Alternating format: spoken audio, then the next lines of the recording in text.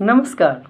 हम ललन कुमार देव आप लोगों के बीच यह न्यूज़ की संपादक आप लोग के बीच रखते हैं जिसका संपादक है शेखर गुप्ता। ये जो है editor in chief in print का है। चलिए, यह एक विचित्र सत्य है कि बेहतरीन राजनीतिक परिहास तानाशाह में जाने जाते हैं। ये अक्सर डर के रोमांच व कानाफूसी के बीच पनपते हैं। भारत की आज की दशा पर मुझे सोवियत संघ के आखिरी दिनों की चर्चा याद आती है।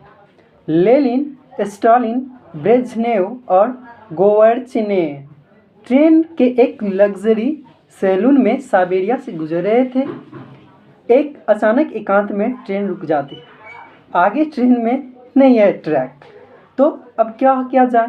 लेनिन कहते हैं कि हमें आसपास से कुछ लोगों को एकत्र करना चाहिए और इंटरनेशनल वामपंथी गाना चाहिए और लोग गांव वाले खुश हो जाएंगे और ट्रैक बिछा देंगे।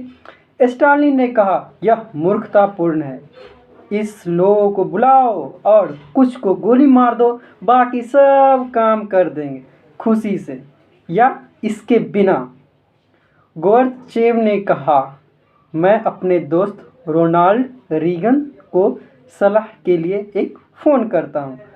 अब तक चुप ब्रेजनेव ने कहा कि देखो, सैलून में बहुत अधिक वेदिका है, इसे पीते रहो और सोचो कि ट्रेन चल रही है। ठीक है। हमारे देश में आज की स्थिति को देखो। कोरोना पीड़ितों की संख्या और मौतों के आंकड़े बढ़ रहे हैं। अर्थव्यवस्था के सभी संकेत लगातार गिर रहे हैं और चीन तो चीन है और हमारे प्रधानमंत्री है कि एक के बाद दूसरा नारा दे रहे हैं। उम्मीद कर रहे हैं कि लोग का ध्यान भटक जाएगा।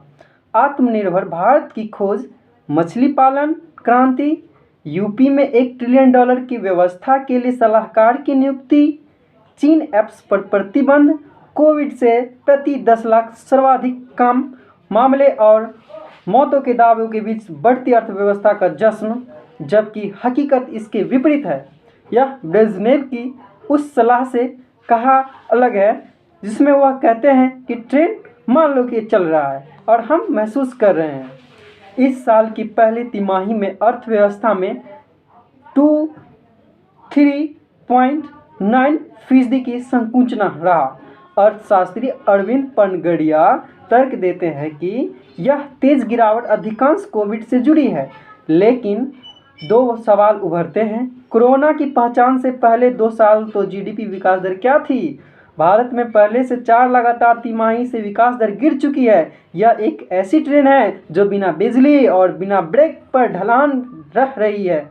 अब अचानक ट्रेन का अंत महामारी आ गया है। यह सोचो कि वायरस के बाद क्या होगा। हमें यह याद रखने की ज़रूरत है कि इससे पहले कहाँ रहे थे। वायरस ने हमारी दिशा ही नहीं बदली, हमारी गिरावटों को तेज़ी से दशा भी बदल दिया। इस संकट से निपटने को लेकर और भी मुद्दे हैं। बहुत अधिक केंद्रीयकरण, राज्य के प्रति विश्वास में कमी और केंद्र के रिमोट कंट्रोल ने अनेक विफलताओं को जन्म दिया। जो अधिकार और दायित्व राज्यों के लिए वह पहले देना चाहिए था, आज आपदा प्रबंधन कानून को लागू करने के लिए औचित्य नहीं है। ऐसे अधिकारों के कारण ही ICMR जैसे संस्था भी कुछ सप्ताह में टीका तैयार करने का फरमान देने लगते हैं। यह भी मानना होगा कि मोदी सरकार ने न तो चीन को उकसाया और न उसे न्योता दिया। चीन ने हरकत इसीलिए किया क्योंकि उसने देखा कि भारत कोविड संकट में उलझ रहा है और इनकी अर्थव्यवस्था ऐसे कमज़ोर वक्त पे पड़ रही है और दुनिया विशेषकर अमेरिका का ध्यान हटा हुआ है। मैं पहले भी कह चुका हूं कि सिंह की प्रक्रिया कश्मीर के दर्जे में बदलाव और ऑक्साई चीन पर दावे दोहराने के कारण हो सकती है।